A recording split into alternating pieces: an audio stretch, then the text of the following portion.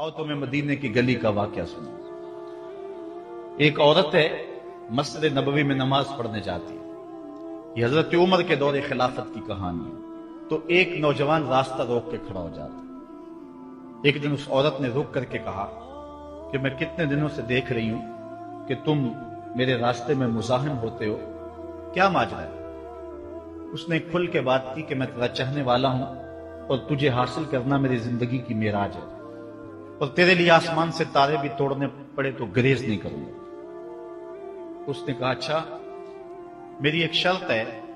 उसने कहा बताओ, जल्दी बताओ, लब खोलो, मैं अभी पूरी कर दूंगा। कहा नहीं, छोटी सी बात है, 40 दिन तक हजरत उमर के पीछे नमाजें पढ़ लो। उसके बाद 40वें दिन की आखिरी नमाज के बाद इसी वक्त मैं तुम्हारा इंतजार करूंगी, फिर जिधर कहोगे चल पड़ेंगे। कहा ठीक, ये कौन सी मुश्किल बात हुई? 40 दिन नमाजें पढ़ने से अगर तू मिल जाए तो मेरे लिए कौन सा ये मुश्किल मामला है। 40 दिन हजरत उमर के पीछे नमाजें चलती रही, दिल की दुनिया तब्दील होती रही। 40वें दिन की आखिरी नमाज के बाद जब वो नौजवान वापस पलटने लगा तो वो लड़की हस्बे वादा वहां खड़ी थी, लेकिन इसने देखा नहीं है, नजर झुका के गुजर रहा है। उसने कहा जाने वाले तवज्जो कर, मैं तेरे लिए खड़ी हूं। कहा खैर से खड़ी रहो। उमर ने दिल का ताल्लुक रब से जोड़ दिया। अगर मेरे पीछे एक बंदा 40 साल नमाज पढ़ता रहे और उसमें तब्दीली पैदा न हो तो फिर मुझे शर्म आनी चाहिए कि नहीं आनी चाहिए? यार ये तो मैं एक इमाम की बात सुनाई है। आओ तुम्हें दिल्ली के एक मांगत की कहानी सुनाऊं। दिल्ली की जामिया मस्जिद की सीढ़ियों पे एक मांगने वाला बैठा हुआ है। एक बहुत बड़ा अंग्रेज अफसर मस्जिद की विजिट के लिए आया। उसने हाथ फैला दिया। उसने अपनी जेब से पर्स निकाल करके चंद रुपए उसकी जेब में रखे। दोबारा जब पर्स डालने लगा तो पर्स गिर गया। उस मांगने वाले ने वो पर्स उठा के संभाल लिया। खैर कुछ वक्त गुजरा। 1 साल के बाद दोबारा वही अफसर उस मस्जिद की ज़ियारत के लिए, मस्जिद को देखने के लिए, सैर के लिए दोबारा आया। तो फकीर ने पहचान लिया कि ये वही है। उसने कहा बाबूजान जरा 2 लम्हों के लिए रुकना। कहा क्या माजरा है? कहा बस 2 लम्हों के लिए। दौड़ के गया, अपनी कुटिया से वो पर्स निकाल के ले आया और उसके हाथ में कहा कि पिछले साल आप आए थे, आपका ये पर्स गिर गया था आपकी जेब से। मैं ढूंढता रहा लेकिन आप नहीं मिल पाए। मैंने संभाल के रखा था कि शायद दोबारा कभी मिलें तो मैं उनको दे दूंगा। उसकी आंखें फटी की फटी रह गई। उसने कहा जो टगा टगा मांग रहा है, इतना कीमती पर्स और इसमें इतनी रकम, वो आसूदा जिंदगी गुजार सकता था, तो ये पर्स वापस क्यों कर रहा है? उसने कहा मांगने की बात और है लेकिन यहां माजरा और है। उसने कहा क्या माजरा है? उसने कहा कि अगर तेरा पर्स मैं संभाल लेता, रख लेता, काम आ जाता, 4 दिन की जिंदगी ऐश से गुजर जाती, लेकिन मसला ये नहीं है। मसला यह तू ईसाई है और मैं हुजूर का गुलाम हूं। कल कयामत के दिन अगर तेरे नबी हजरत ईसा ने मेरे नबी के सामने शिकायत लगा दी कि आपके उम्मती ने मेरे उम्मती का पर्स चुराया था, तो फिर मेरे नबी को तेरे नबी के सामने शर्मिंदगी उठानी पड़ेगी। तो मैं मांगत जरूर हूं, बेगैरत नहीं हूं कि अपने नबी को तेरे नबी के सामने शर्मिंदा करूं। ये तो मांगतों की कहानी है। आज तो बादशाह लूट रहे हैं, आज तो पेट भारी नहीं रहे हैं और हम कहते हैं टुकड़े टुकड़े कर देंगे। ये जुबानी दावे हैं, जमा खर्च हैं। ऐसा नहीं होगा। आओ अपने अंदर तब्दीली पैदा करें। हम अपनी माजी की तारीख पढ़ते हैं तो हैरत ज़दा हो जाते हैं। लोगों में कितनी अखलाकी बुलंदी थी, आज हमारे अखलाक लुट गए। आज हमारा किरदार नहीं रहा। हम मदीने की गली में फिर दोबारा चलते हैं। हजरत उमर रज़ी अल्लाह तआला अन्हु का दरबार लगा है। एक शख्स को पकड़कर लोग ले आते हैं। इस शख्स ने हमारे बाप को कत्ल कर दिया। हजरत उमर रज़ी अल्लाह तआला अन्हु ने पूछा क्या माजरा है भाई? उसने कहा जी वाकई में इनके बाप का कातिल हूं, लेकिन मैंने कस्तन कत्ल नहीं किया। हुआ ये कि मैं एक मुसाफिर हूं, जा रहा था, रास्ते के अंदर सब्ज चरागाह थी, मेरा ऊंट भूखा था, इस चरागाह में दाखिल हो गया। इसके बूढ़े बाप ने पत्थर उठाया और मेरे ऊंट को मारा। उसकी आंख निकल गई। मुझे बड़ा गुस्सा आया। मैंने वही पत्थर उठाकर इसके बाप को दे मारा, लेकिन वो ऐसे टिकाने पे लगा कि इसका बाप फौरन फौत हो गया। मेरा कस्द और इरादा नहीं था لیکن بہرحال میں اس بات کا اقراری ہوں کہ میں نے اس کے باپ کو قتل کر دیا ہے۔ آپ جو حکم سنائیں میں اس کو قبول کروں گا، لیکن میں ایک مہلت مانگتا ہوں کہ میرے دوست، میرے بھائی کی کوئی رقم میرے ذمے ہے، میرے پاس اس نے امانت رکھی ہوئی ہے اور وہ مجھے پتا ہے کہ میں نے کہاں چھپا کے رکھی ہوئی ہے۔ اگر آپ فیصلہ کر دیتے اور میری گردن کاٹ دی جاتی ہے تو وہ امانت جو میں نے رکھی ہوئی ہے سنبھال کر کے، میرے علاوہ کوئی جانتا بھی نہیں ہے، تو وہ اس تک کون پہنچائے گا؟ اگر آپ مجھے 3 دن کی مہلت دے دیں تو میں جا کر کے اس کی امانت اس کو واپس کر کے پھر واپس آؤں گا، پھر یہ پھندا پھانسی کا میں اپنے گلے میں ڈلوانے کے لیے تیار ہوں۔ حضرت عمر رضی اللہ تعالیٰ عنہ نے فرمایا کہ کوئی شخص تیری ضمانت دے دے تو ہم تجھے چھٹی دینے کے لیے تیار ہیں۔ اس نے دائیں بائیں دیکھا، پورے مدینے میں اس کا کوئی شناسہ ہی نہیں تھا، واقف ہی نہیں تھا، ایک اجنبی شخص تھا۔ حضرت ابو ذر غفاری کھڑے ہو گئے، کہا حضرت عمر میں اس کی ضمانت دیتا ہوں۔ ضمانت دے دی گئی، وہ چلا گیا۔ تیسرے دن وعدے کا جو وقت تھا، لوگ جمع ہو گئے، دربار لگ گئے، ابھی تک آنے والا نہیں آیا۔ لوگوں نے کہا ابو ذر تو نے غلطی کی ہے، ایک اجنبی کی ضمانت دی اور ابھی تک وہ نہیں آیا، اور میاں صاحب فرماتے ہیں ایک بار جو پھائیں اڑ جاندے اور پھر کدی نہ پھنس دینے۔ ظاہر ہے وہ چلا گیا، واپس تو نہیں پلٹ کے آئے گا، اسے پتا ہے کہ آگے سیدھی سیدھی میری موت ہے، تو تم نے یہ کیا غلطی کی؟ خیر آپ نے فرمایا کہ اگر وہ نہ آیا تو یہ پھانسی کا پھندا میرے گلے میں ڈال لینا، لیکن بہرحال میں نے اس کی ضمانت دی۔ کچھ عرصہ بیتا کہ دور سے گرد و غبار اڑتا ہوا دکھائی دیا۔ جب صورت واضح ہوئی تو وہی شخص تھا۔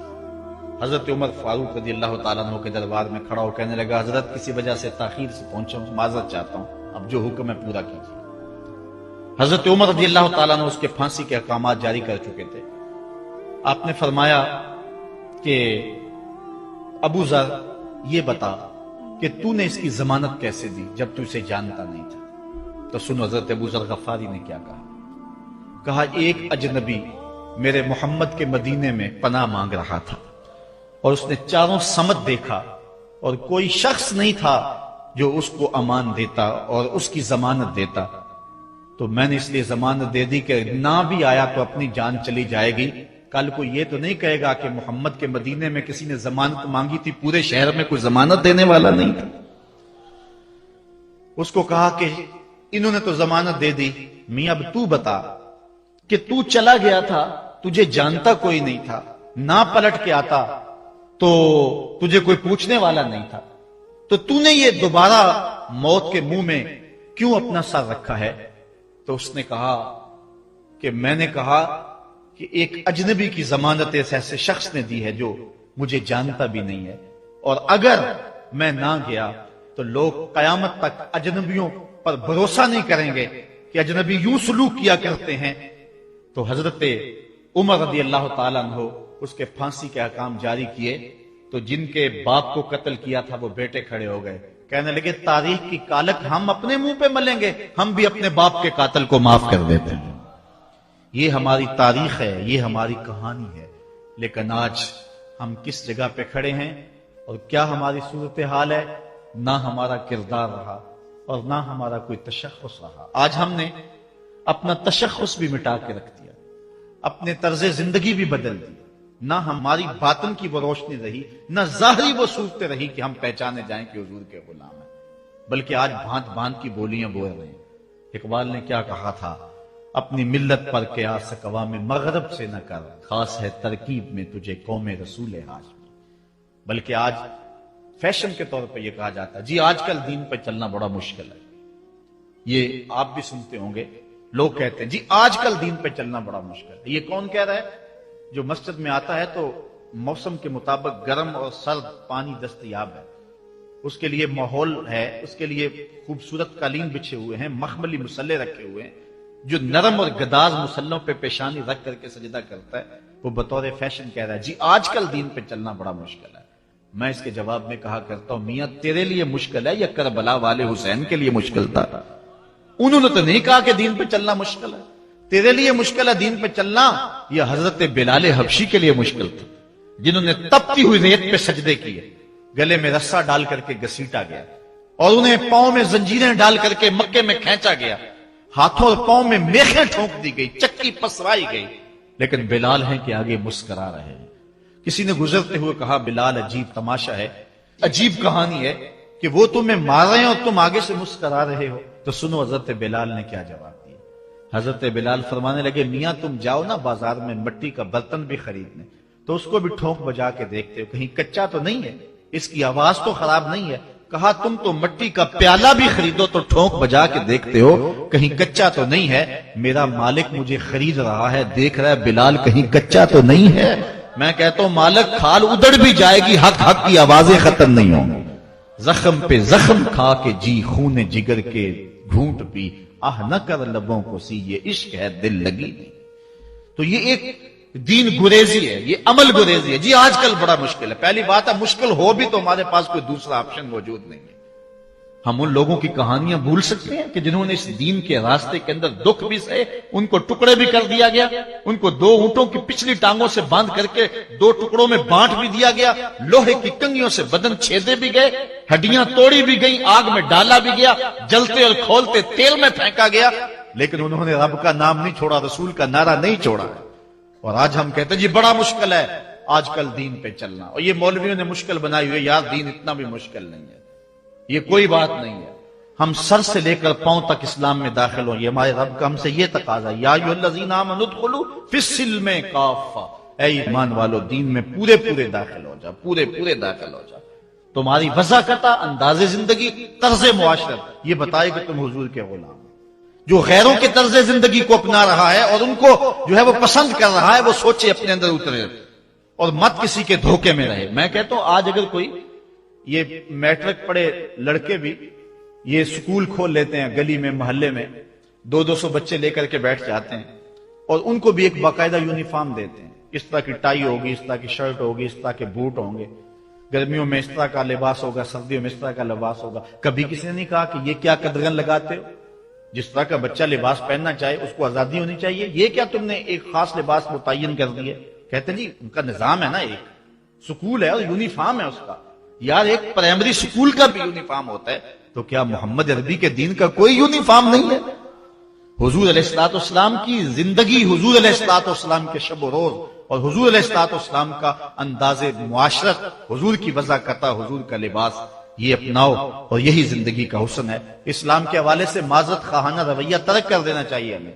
اور آج ہمارے جو ہے وہ محراب و منبر کے جو وارثین ہیں انہوں نے بھی مسالت کر لی ہوئی ہے، جو کوئی بات نہیں ہے۔ اسلام صرف زبان سے اسلام کہہ دینے کا نام نہیں ہے۔ چمی گوہم مسلمانم بلرزم کہ دانم مشکلاتے لا الہ۔ جب میں کہتا ہوں میں مسلمان ہوں تو کانپ جاتا ہوں، اس لیے کہ لا الہ الا اللہ کے تقاضوں کو سمجھتا ہوں۔ جب بیعت عقبہ ثانیہ ہوئی ہے تو حضرت اسد بن زرارہ کھڑے ہو گئے، جب صحابہ حضور سے بیعت کرنے لگے اور 70 تعداد تھی ان کی، تو حضرت اسد بن زرارہ خزرجی کھڑے ہو گئے اور ان کو کہا کہ اے انصار، ان سے بیعت کرنے سے قبل سوچ لو، یوں ہی بے توجہی میں ہاتھ نہ بڑھا دینا، بے خبری میں یوں ہی ایسے ہی ہاتھ نہ بڑھا دینا، پہلے سوچ لو۔ بیعت کرنے کا مقصد یہ ہے تمہیں جو ہے وہ وقت کے جبر کے ساتھ پورے عرب کے ساتھ ٹکر لینا ہوگی، جو بھی کفر کے نظام کا حصہ ہے تم اس کے ساتھ ٹکراؤ کرنا ہوگا، اور حتیٰ کہ تمہاری کھال بھی ادھیڑ دی جائے گی، سخت تلواروں سے تمہارے کلیجے چبائے جائیں گے، اگر تم اس کے لیے تیار ہو تو پھر آؤ بیعت کرو۔ یہ نہیں ہے کہ بس تم کہہ لو کہ ہم مسلمان اور بس کافی ہے، نہیں، چمی گوئے مسلمانم بلرزم کہ دانم مشکلاتے لا الہ۔ آج ہمیں اس سمت بھی آنے کی ضرورت ہے، اس انداز سے دیکھنے کی ضرورت ہے کہ ہم سر سے لے کر پاؤں تک اسلام کے سانچے میں آئے۔ ہمارے اصلاح کے حوالے سے ایک اہم پوائنٹ جس پر میں آپ کی توجہ دلانا چاہتا ہوں وہ یہ ہے کہ فرائض و واجبات کو ترجیحی بنیادوں پہ رکھیں۔ آج بطور مسلم ہمارا جو رویہ ہو چکا ہے، ہم مستحبات اور مباحات کے پیچھے پڑے ہوئے ہیں، اور اس کے مقابلے میں جو سنن، فرائض اور واجبات ہیں ان کی پرواہ چھوڑ چکے ہوئے ہیں۔ دین میں کتنے امور ہیں جو صرف مباح کی حد تک ہیں، کر لو تو ٹھیک، نہ کرو تو پھر بھی ٹھیک، اور کتنے امور ایسے ہیں کہ جو صرف استحباب کے زمرے میں آتے ہیں۔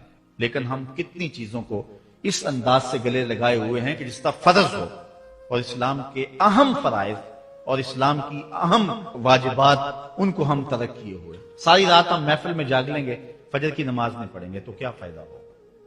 ہم حضور علیہ الصلوۃ والسلام کے میلاد پہ جھنڈیاں بھی لگا لیں گے، سب کچھ کر لیں گے، لیکن حضور علیہ الصلوۃ والسلام کی سنت سیرت کو ترک کر دیں گے، تو بتاؤ کہ اس سے کیا حضور کی رضا میں حاصل ہو جائے گی؟ ہاں، اگر فرائض کی ادائیگی کے بعد ان کاموں کو کرو تو یہ تمہارے لیے بہتری کا سامان ہے۔ اور اس پر ایک دو روایات آپ کے سامنے رکھوں۔ ایک طرف حضور علیہ الصلوۃ والسلام سے محض محبت کا دعویٰ ہے، اور ایک حضور علیہ الصلوۃ والسلام کے دیے ہوئے دین کو اور حضور علیہ الصلوۃ والسلام کے پیغام کو اپنانا ہے، بلکہ ایک طرف اپنی طرف سے اظہار محبت ہو اور وہ سچا ہی ہو، اور دوسری طرف حضور کا حکم ہو تو حکم ترجیح پا جائے گا۔ حضرت عبداللہ ابن رواحہ رضی اللہ تعالی عنہ یہ حضور علیہ الصلوۃ والسلام کے درباری شاعر ہیں۔ ویسے تو 34 سے 35 لوگ حضور علیہ الصلوۃ والسلام کی باقاعدہ نعت خوانی کرتے تھے، ویسے تو ہر صحابہ حضور کا نعت خواں تھا، لیکن یہ باقاعدہ حضور کی ثنا کیا کرتے تھے۔ لیکن 3 اصحاب جو ہیں یہ خاص طور پہ حضور علیہ الصلوۃ والسلام کے درباری نعت خواں کہلاتے ہیں، حضرت کعب بن زہیر، حضرت حسان بن ثابت اور حضرت عبداللہ ابن رواحہ رضی اللہ تعالی عنہ۔ حضرت عبداللہ ابن رواحہ کو حضور نے حکم دیا کہ صبح فجر کی نماز کے بعد ہی تم لوگوں کو لے کر کے فلاں جنگ کے لیے نکل جانا۔ اب یہ بات سمجھ میں یہاں آ رہی ہے کہ حضور علیہ الصلوۃ والسلام کے نعت خواں صرف نعت خواں ہی نہیں تھے، وہ مجاہد بھی تھے، وہ تلوار بھی اٹھاتے تھے، وہ جنگیں بھی کیا کرتے تھے۔ اور حضرت عبداللہ ابن رواحہ جن کا یہ میں تذکرہ کر رہا ہوں، یہ جنگ موتا کے اندر ان کی شہادت ہوئی ہے۔ یعنی یہ نہیں ہے کہ صرف زبانی دعویٰ اور جو ہے وہ عمل نہیں ہے، حضور علیہ الصلوۃ والسلام کی حرمت پہ حملہ ہو اور میدان کے اندر کوئی شخص نہ آئے اور اسٹیج کے اوپر جتنے مرضی دعوے کرتا رہے، اس کے دعوے قبول نہیں ہوں گے۔ تو اب حضرت عبداللہ ابن رواحہ رضی اللہ تعالیٰ عنہ کا عمل دیکھیے، نعت خواں بھی ہیں اور مجاہد بھی ہیں دین کے۔ حضور نے فرمایا عبداللہ ابن رواحہ ان لوگوں کو لے کر صبح چلے جانا۔ حضرت عبداللہ ابن رواحہ کے پاس تیز رفتار گھوڑا تھا، آپ نے سب لوگوں کو صبح رخصت کر دیا، لیکن خود رک گئے، اس لیے کہ دن تھا جمعے کا۔ سوچا کہ دوبارہ پتہ نہیں حضور سے ملاقات ہو نہ ہو، جنگ پہ جا رہے ہیں، حالات کیا ہوں، اس لیے میں بعد میں تیز رفتار گھوڑے سے ان لوگوں کے ساتھ مل جاؤں گا، رک جاتا ہوں تھوڑی دیر، حضور کے پیچھے جمعہ المبارک کی نماز ادا کر لیتا ہوں، یہ اعزاز بھی مل جائے اور وہ حکم تھا وہ بھی پورا ہو جائے۔ تو حضرت عبداللہ ابن رواحہ رضی اللہ تعالی عنہ نے نماز جمعہ ادا کی۔ حضور علیہ الصلوۃ والسلام نے فرمایا، اے عبداللہ بن رواحہ، میں نے تو تمہیں حکم دیا تھا کہ صبح تم چلے جانا، لیکن تم یہاں موجود ہو۔ عرض کی حضور، میں نے یہ عزم کیا ہے کہ میں ان کے ساتھ شامل ہو جاؤں گا، لیکن رکا اس لیے ہوں تاکہ آپ کے ساتھ جمعہ المبارک پڑھنے کی سعادت حاصل کر لوں۔ اب یہ سعادت چھوٹی نہیں تھی، حضور علیہ الصلوۃ والسلام کی اقتداء میں نماز، اور وہ بھی نماز جمعہ، کتنی بڑی سعادت ہے۔ لیکن حضور نے کیا فرمایا سنیے، اور اس مختصر سی بات سے بہت کچھ سمجھیے۔ حضور نے فرمایا، لو انفقت ما فی الارض جمیعا ما ادرکت فضل غدوتہم، اے ابن رواحہ، اگر تو اس کے ضمن میں اگر جو ہے وہ محبت کے مظاہر بھی سامنے آ جائیں تو اس میں کوئی قباحت نہیں ہے۔ اور اس پر روایت حضرت عبداللہ بن قراد رضی اللہ تعالی عنہ سے، اور یہ صحیح بخاری میں موجود ہے، کہ آقا کریم علیہ السلام نے وضو فرمایا، اور وضو کا پانی زمین پر صحابہ گرنے نہیں دیتے، اپنے منہ پہ اور اپنے چہروں پہ مل لیتے ہیں۔ تو آقا کریم علیہ السلام نے فرمایا، ما یحملکم علی ھذا، صحابہ تمہیں اس بات پر کس شے نے ابھارا ہے؟ میرے وضو کے پانی کو جو تم زمین پر نہیں گرنے دیتے، تو اس کا سبب کیا ہے؟ تو حضرت عبد الرحمن بن قراد کہتے ہیں کہ صحابہ نے کہا، قالوا حب اللہ ورسولہ، اللہ اور اس کے رسول کے پیار نے ہمیں اس بات پہ ابھارا ہے۔ تو حضور علیہ الصلوۃ والسلام نے جو ارشاد فرمایا، اس عمل سے نفی نہیں کی، لیکن ساتھ حضور نے فرمایا، جو چاہتا ہے اللہ اور اس کا رسول اس سے پیار کرے، اور وہ اللہ اور اس کے رسول سے پیار کرے، اسے 3 چیزوں کا خیال رکھنا چاہیے۔ ایک، جب بھی بولے سچ بولے، اور جب بھی اس کے پاس کوئی امانت رکھے تو امانت کو ادا کرے، اور اپنے ہمسایوں کے ساتھ حسن سلوک کرے۔ یعنی اگر وہ اس مظاہرہ محبت میں شامل ہو گیا اور حضور کے وضو کا پانی اس کے ہاتھ سے مس ہو گیا اور اس نے برکت سے اپنے منہ کے ساتھ مل لیا ہے، تو اس کا یہ مطلب نہیں ہے کہ جو باقی اعمال ہیں ان سے ان کو چھٹی مل گئی۔ یہ مفہوم ہے اس حدیث کا۔ اگر کوئی بندہ محفل میلاد منعقد کر لیتا ہے، دیگر امور مستحبات کی ادا کرتا ہے، تو اس کا یہ مطلب نہیں ہے کہ اب نماز نہ پڑھے اس کو کوئی پرواہ نہیں ہے، وہ بخشا گیا ہے۔ جس طرح کہ آج کل ہمارے ثنا خان جو ہے تاثر دیتے ہیں کہ جو محفل میلاد میں آ گیا وہ بخشا گیا۔ اللہ تعالیٰ چاہے اس کے لیے کوئی مشکل نہیں ہے، لیکن جو دین ہے اس دین کو ہلکا کرنے والی بات ہے۔ بلکہ آج کل تو ممبر و محراب پر جنت اور دوزخ کا مذاق اڑایا جا رہا ہے۔ ایک بندہ کہہ رہا ہے کہ ہوئے تو کیڑی جنت دا کرنا ہے تذکرہ۔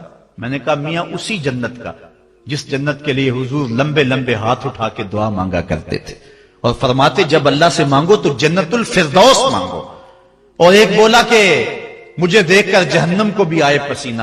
ہمارے استاد فرمایا کرتے تھے بیٹے تیرے منہ میں آج طوطی بولتا ہے جو مرضی کہہ لے، یہ تو کل قیامت کے دن پتا چلے گا کہ پسینہ کس کو آتا ہے، تجھے آتا ہے یا جہنم کو آتا ہے۔ ایک بولا کہ قبر دا خوف دے دے کے لوکی مینو ڈرانے نے۔ لوگ کون ہے ڈرانے والے؟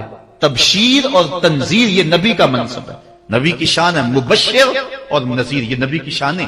حضور نے ڈرایا بھی ہے، حضور نے بشارت بھی دی ہے، لیکن اس بات کا منبر پہ بیٹھ کر کے تمسخر اڑایا جا رہا ہے اور لوگوں کو بے عملی کی طرف لے جایا جا رہا ہے۔ اس لیے آپ اس بات پہ غور کریں، اس بات پہ توجہ کریں۔ قیامت کے دن یہ لوگ کام نہیں آئیں گے، یہ پلہ چھڑا جائیں گے اور کہیں گے کہ جو ہے وہ ہم نے ان کو نہیں کہا تھا، بلکہ جو بت جن کو لوگ پوچھتے ہیں اور جن لوگوں کی لوگ پرستش کرتے ہیں وہ بھی کل قیامت کے دن کہیں گے کہ ان کو عقل نہیں تھی، ان کو سمجھ نہیں تھی، تو وہ عذر مقبول نہیں ہوگا کہ ہم ان کے کہنے پہ جو ہے وہ پوجا شروع کی۔ اس لیے اگر کوئی شخص تمہیں عمل سے بے رغبت کرنا چاہتا ہے اور تبشیر و تنذیر کو تمہاری نظر میں ہلکا کر دینا چاہتا ہے اور تم اس کے اس انداز سے عبادت کو ہلکا سمجھنے لگ جاتے ہو، تو کل قیامت کے دن کوئی عذر مسموع نہیں ہوگا۔ اللہ نے عقل دی ہے، اللہ نے